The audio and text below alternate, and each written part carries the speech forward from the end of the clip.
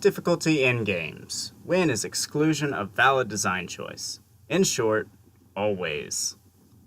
Let me first talk about what brought on this discussion. Cuphead brought on a lot of controversy with game journalists due to it cutting content in its simple mode. It's kind of hard to blame the game journalists for everything though, seeing as how it's their job to review games. And it can kind of suck if your boss comes to you and say, "Hey, I need you to review Dark Souls," and you absolutely hate Dark Souls, but you have to do it anyway, because it's your job. Here's a quick compilation of how many times I quickly died in Dark Souls.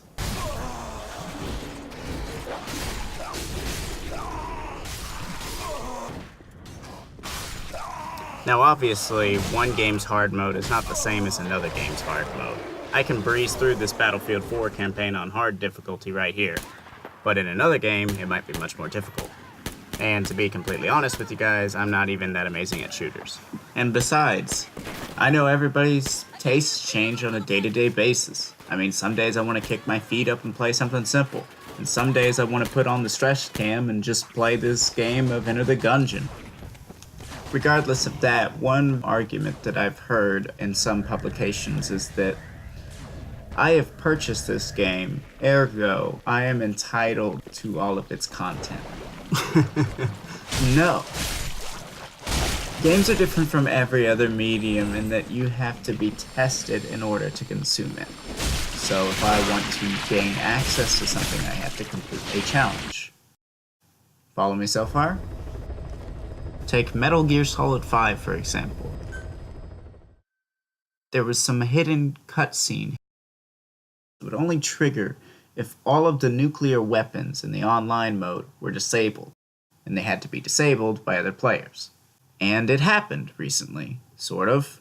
For some reason, the cutscene was able to trigger even though not all of the nukes were actually disabled. But no one was really complaining, but no one quite knew why the cutscene was triggered, as you can see in the background here.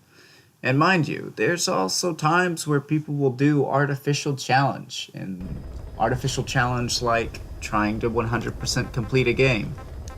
Seriously though, guys, don't do it. Don't try to 100% complete Metal Gear Solid 5. Please. I tried. Just don't. Just take my word for it. I got to 76%. Just don't do it. Just don't.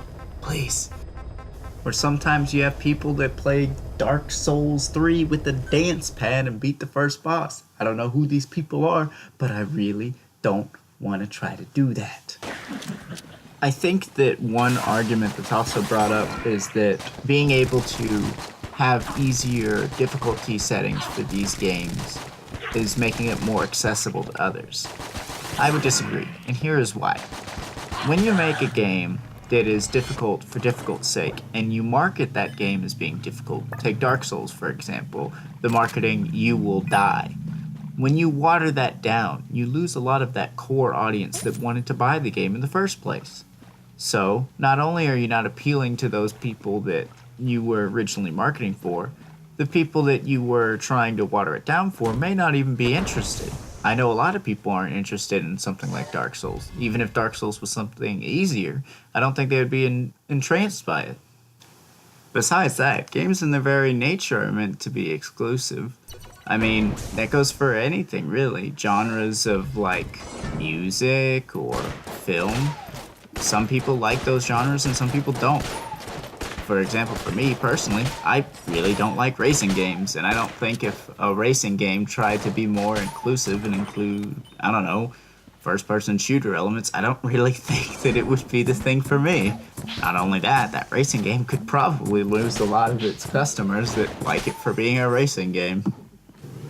Referring to Mihaly Csikszentmihalyi's definition of flow, when you look at games, some of them are just not able to capture people in a sense of flow. Maybe because it's too difficult at the start, or maybe it's because it's too easy at the start. And for some of these players that are rather good at games, they need a game to be more difficult when they start, because otherwise they'll just get bored with it. And that's fine. I think it's fine that certain games cater to certain people's tastes and others cater to others.